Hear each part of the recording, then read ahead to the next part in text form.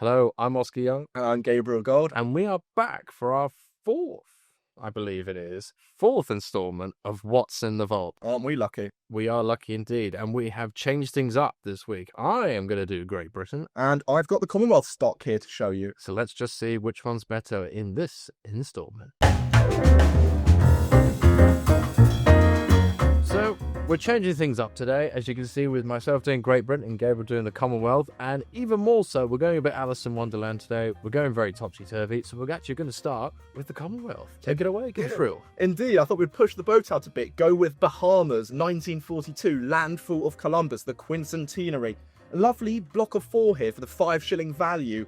It's not got any varieties, but it's just a spectacularly fresh item, a plate piece, and it belongs in any Bahama collector's collection at only £110. It's a bargain at any price, and for anyone who wants to know, the landfall issue is an incredibly extensive issue, and with a lot of research and development has been done in all the years, it's a real rabbit hole you can delve into if you're very technically minded. So Oscar, I see you've got a bit of line engraved, a bit of surface printed, QE2, King Edward VII. What are you going to pick first? Well, I'm going to stick with what I know, and I'm going to start with this one here. And this particular one is one of the halfpenny bantams used on piece, but this particular example is the much scarcer Plate 9. Now, Plate 9 is the rarest plate out of the bantams. There were 20 in all, and most of them are relatively inexpensive, but Plate 9 doesn't come along that often. In this particular example, used on piece with a well struck by a Chester CDS. It's just a very fine example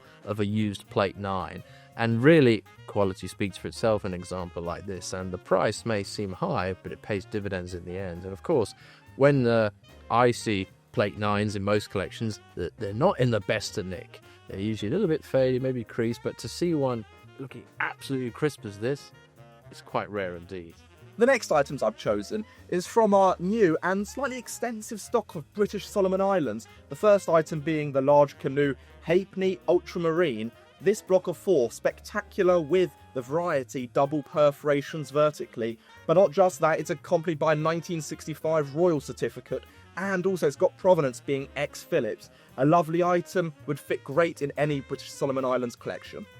Continuing on with the British Solomon Islands, here I have for you the 1914-23 set to £1, but all of the values being overprinted specimen. So these were for distribution to UPU members, and it's a lovely archival piece. It can be quite difficult to assemble the whole set, but they're very nice looking stamps at only £225. It'd fit great into your collection, I'm sure. For the second item that I'm going to talk about today, we have got the Glasgow Experimental Type 2 cancellation on piece, cancelling 2 penny regs. Sounds very boring, doesn't it? But when I mention the name Madeline Smith, which is what this postmark is more so known about, the story becomes a lot more interesting. In Glasgow in the 1850s, there was a great criminal court case that happened where Madeline Smith was accused of poisoning her lover. So she became one of the very famous Victorian lady killers, as they were sometimes known. And this postmark came about around at the same time that the crime was committed. And of course, the reason why this postmark became so associated with it is because she sent a letter to the proposed victim, and the cancel that was used on that envelope was this particular example.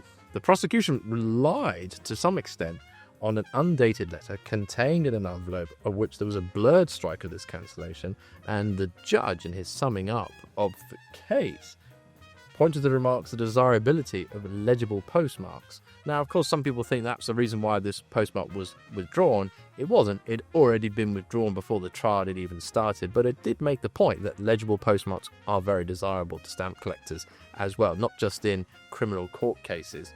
Now, what happened to Madeline Smith? Well, the jury came back with a verdict of not proven, which in Scottish law effectively means they couldn't make up their mind as to whether they were guilty or not. It wasn't not guilty, and it wasn't guilty either, and it sort of scarred her for life and carried her with her for always after that. She then emigrated out to America and died at a ripe old age at 93 after marrying 2 more husbands and even changing her name as well. So she lived quite an exciting life, even outside of the criminal court system, but her name is now forever synonymous with this wonderful little experimental postmark, and for £225 you get that story and a very nice strike of this experimental postmark. Can't go wrong with that.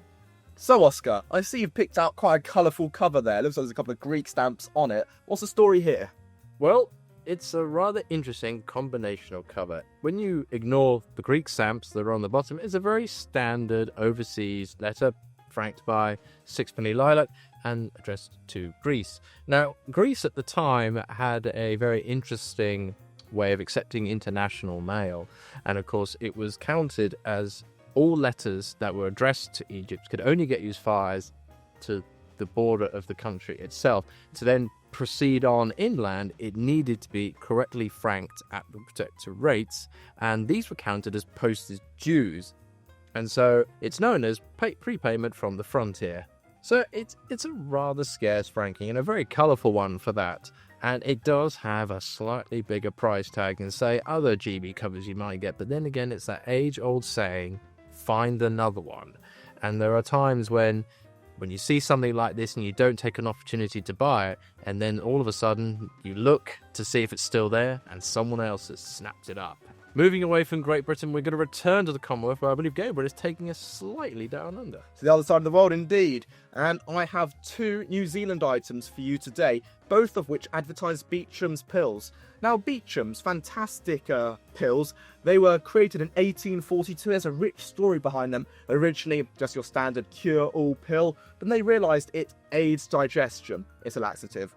And these laxatives, they're very, very popular, manufactured for many years. It was actually the birthplace of an advertising slogan, and they said they were worth a guinea, even though a box was only about $1 or so. And New Zealand, they put adverts on the back of their stamps, and Beecham's just happened to be one of those, or sort of a worldwide brand at that point. Beecham's was one of those companies which advertised, and it's exceptionally scarce on this stamp with the watermark reversed as well. And they did that to improve the impression of the advert, all to Beecham's benefit.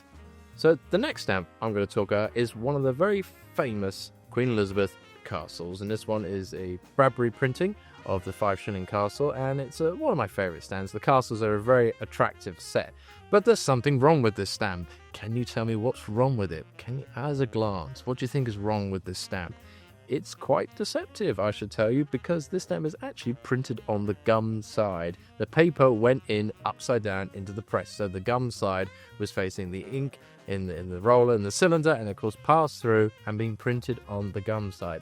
And it's quite a spectacular sort of error, and quite rare. It's only recorded around about 30 or so examples are known, and again, unfortunately, it comes with one of those bigger price tags, which seems to be a running theme of the selection I've picked out for you today. But again, they are really quite rare, and if you need one for your collection or for your display, sometimes you've got to make those big expenditures to be able to buy some of these great rarities which are out there, and they really are worth the price.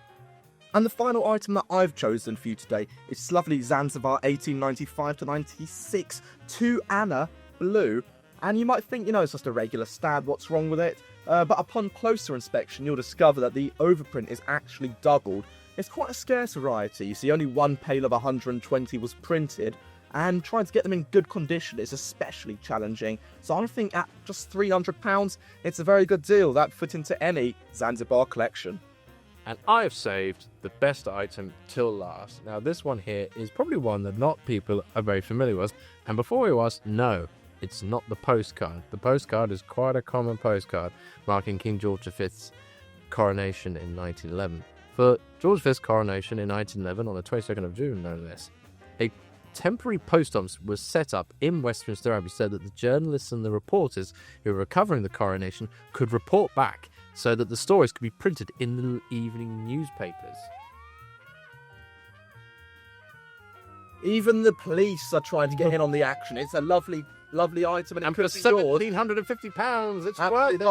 They're literally trying to pound our door down to take this off our hands. And Debs is cornering them off as we speak in the middle of the street. There's a reason the police are coming, because it'd be criminal for this not to sell. Exactly. And if you're not a criminal, you should buy this right now. Well, I think that's all we've got time for today. 11 really interesting items from across the Commonwealth and Great Britain in all shapes and sizes and prices as well. And I think we can all say there is something really here for everything and everyone. Indeed. I've been Gabriel Gold, And I've been Oscar Young. and we look forward to seeing you again here at Stanley Gibbons Baldwin's. Next time.